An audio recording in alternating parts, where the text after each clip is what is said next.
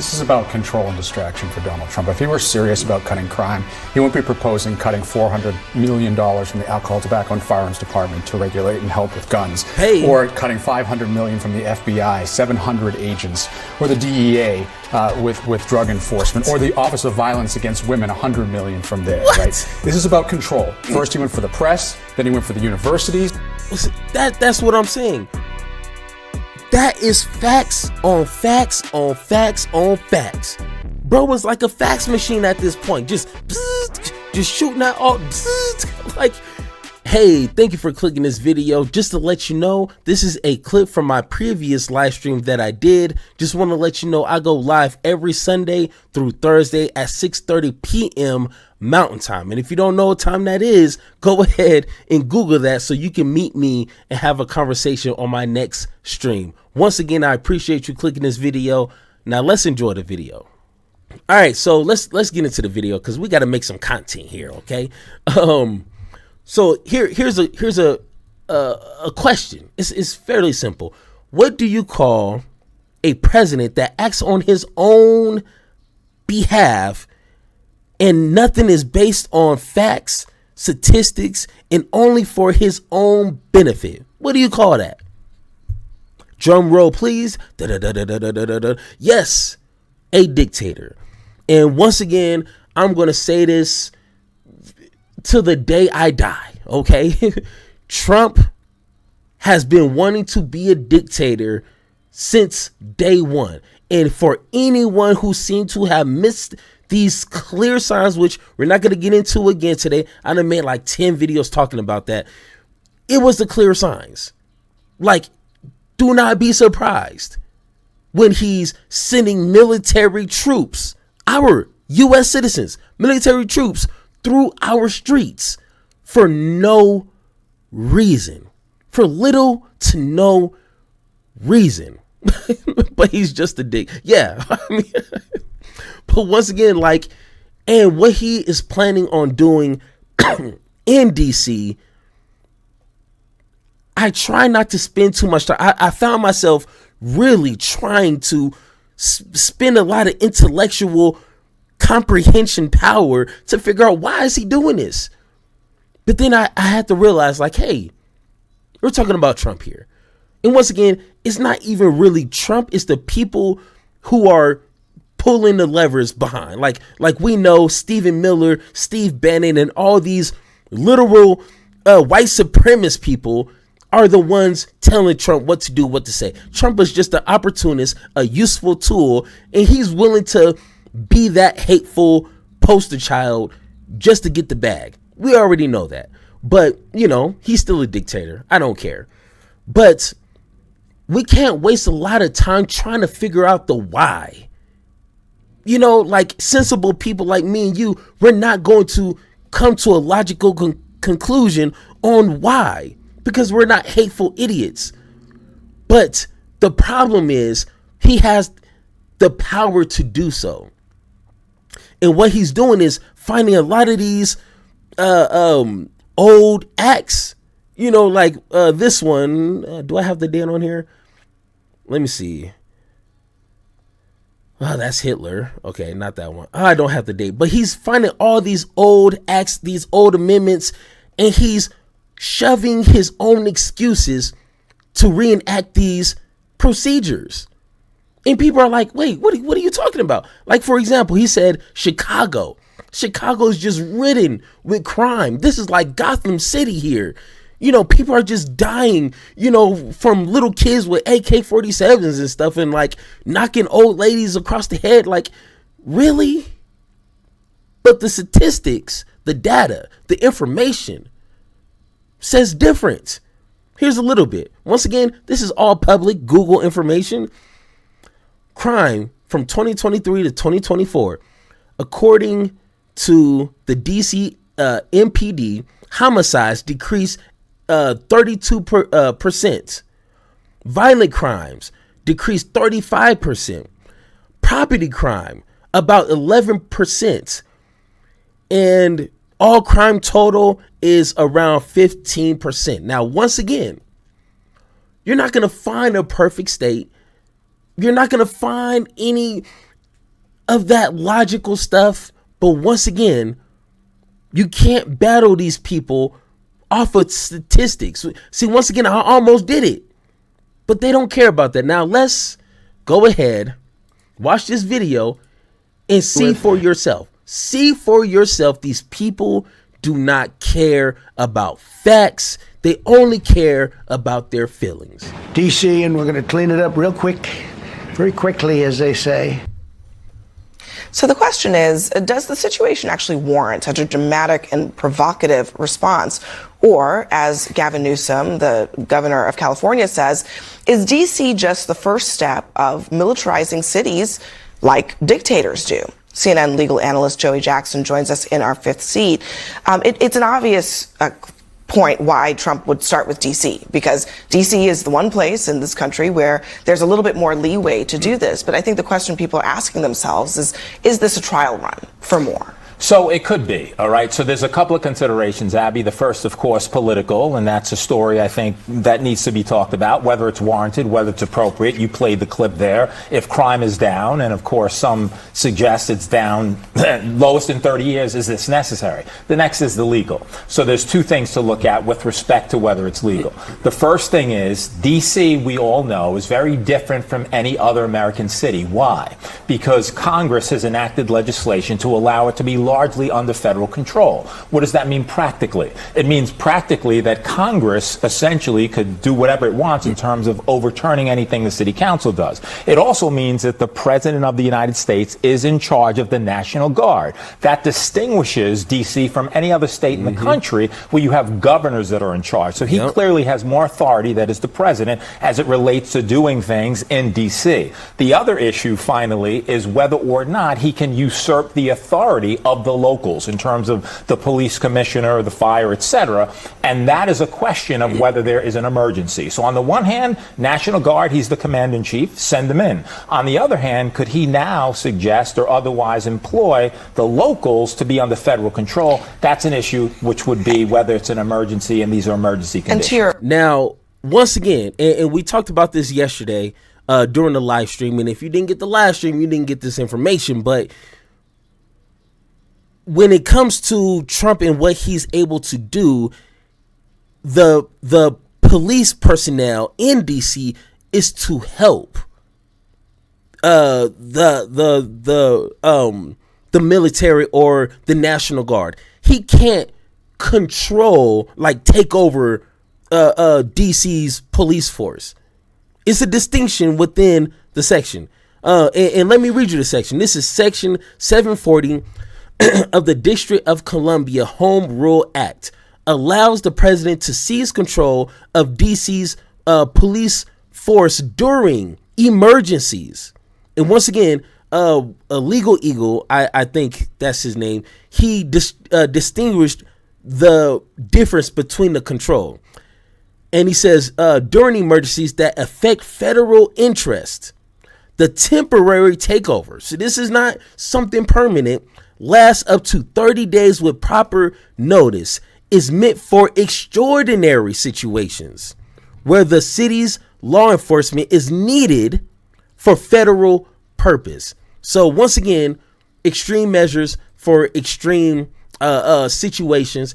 And unfortunately, statistically, we don't meet that criteria. To your earlier point, I mean, when on the one hand, they're saying that crime is plummeting, and on the other hand, they're saying that this is an emergency and it's never been this bad. Those two things don't really coincide. This is about control and distraction for Donald Trump. If he were serious about cutting crime, he wouldn't be proposing cutting $400 million from the Alcohol, Tobacco, and Firearms Department to regulate and help with guns, or cutting $500 million from the FBI, 700 agents, or the DEA with drug enforcement, or the Office of Violence Against Women, $100 million from there. Right? This is about control. First, he went for the press, then he went for the universities. That's what I'm saying. That is facts on facts on facts on facts. Bro was like a fax machine at this point, just shooting out all like. But once again, you can't think logical with this administration. Like, you're gonna drive yourself crazy. Like, but the numbers don't make sense. Why are they doing this? And listen to these idiots who are going to defend Trump's action. Then he went for the lawyers, then the federal workforce, and now it's the cities. This is about him having control, making an example out of D.C. He's going to move on to these other cities, by the way, that also, as you mentioned, have the plummeting homicide rates that D.C. does, and also to distract from the Epstein files like he's been doing with all these things that he's been rolling out. I mean, I hear you chuckling, Ben, but there's no question that it is mostly politics here, because if he wanted to deal with violent crime, really, where it's really bad in this country, there are a lot of places that he could start. But he can start in the nation's capital where it is really bad. And if you look at the numbers, I understand you're excited about a 30-year low. He's saying we're not done yet. You start and you keep going, and there are people there that are dying. There's people, go back to 2023. For every 100,000 people, 1,200 violent crimes and 4,300 I know it's incredibly convenient to go back to 2023 when there those was are when we have numbers. So I'm trying to be accurate for we have 2024 numbers.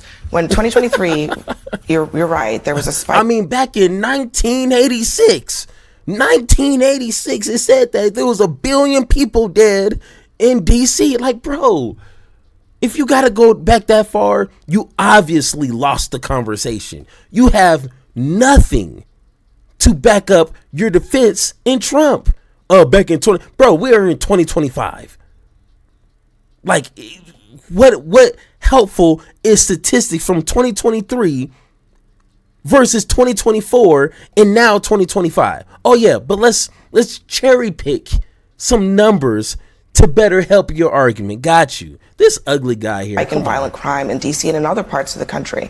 But I think the point is that violent crime is on the decline. It's not just a D.C. thing. It's across the country. I agree. And a lot of it's leadership of Trump.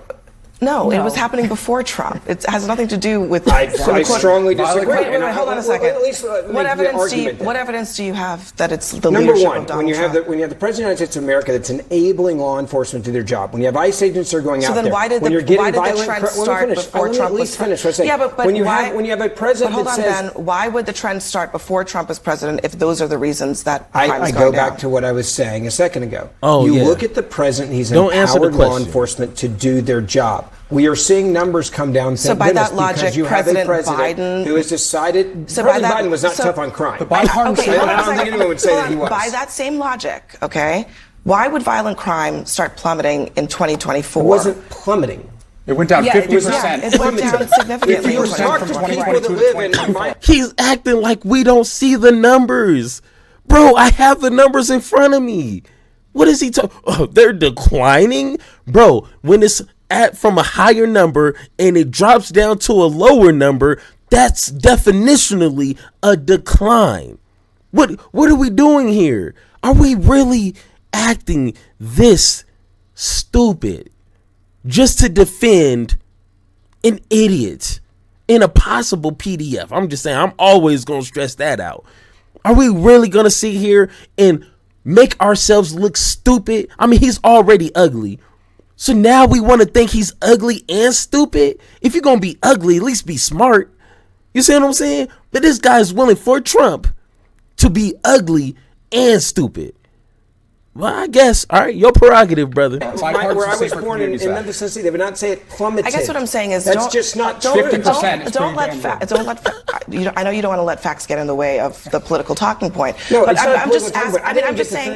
The point that I I was actually making. think that if you were to take politics out of the whole situation, there are a lot of complex reasons why crime goes up and why they go down, right? Yes. And usually the president has not a single thing to do with lead it. on the issue, Democrat or Republican. It does have an impact. Okay, nationwide, let's use actual numbers as examples. There are 18 other places, other cities that have more violent crime than Washington, D.C. Number one being St. Louis, Missouri. 4 times the homicide rate of Washington, D.C. I don't see Donald Trump sending National Guard troops and taking over the police department there. Or in Memphis, or Memphis, Tennessee, another red state. Right, okay, then you know Memphis was one of the murder capitals of the world. Yeah. And how come you're not calling for Donald Trump to send National Guard troops in there? Because I also understand the laws, and I understand that it's different in Washington, D.C., as it was explained by Joey. Wait. He said he wants to wait. He said he wants to also move this little experiment here of taking over cities and police departments to New York, Chicago, It's amazing Baltimore. how much you guys get mad about fighting crime. No, don't change the subject. Bro, he really pivoted, but like, man, I mean, you're spitting so much facts, and my talking points really don't cover the facts that you're just throwing at my ugly face. But I mean, I'm just gonna say you don't care about crime. You want to defend criminals? Like, bro, I'm about to be a criminal right now and slap you all up and down this table right here. That's a thick glass table, and your face is about to kiss it. Okay, I'm about to become a criminal. So stop sitting here trying to gaslight me.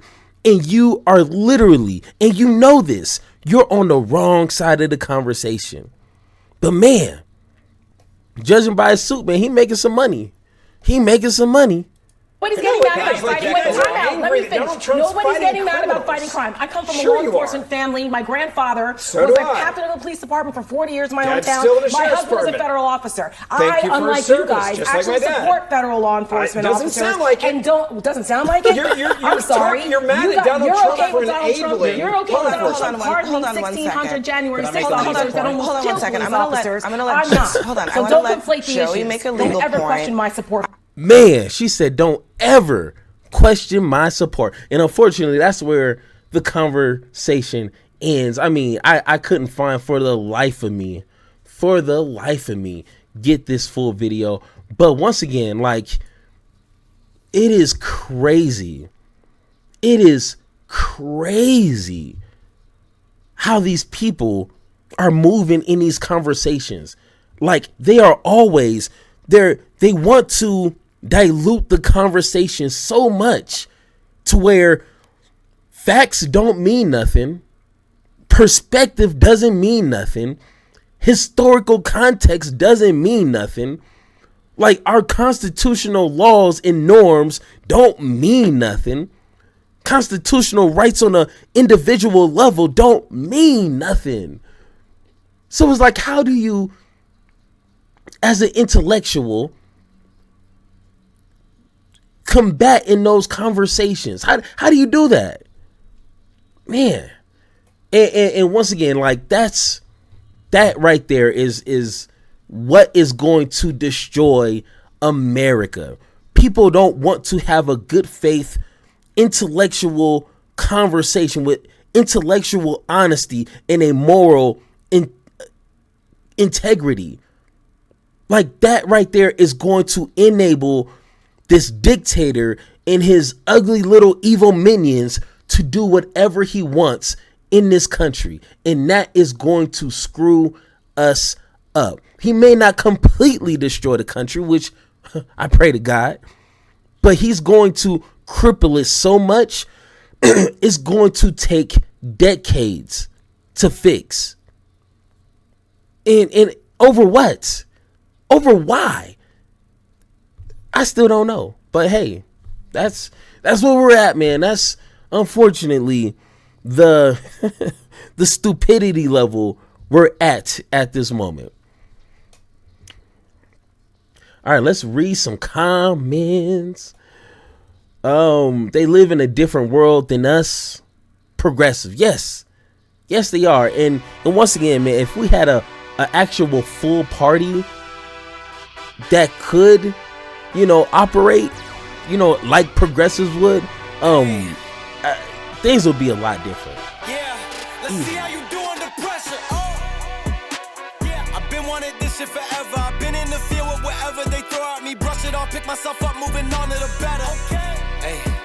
Yeah. Ain't no errors, baby, it's a new era. I wake up early, feeling rich like I'm Kesha. I get to the paper, boy. Extra, extra.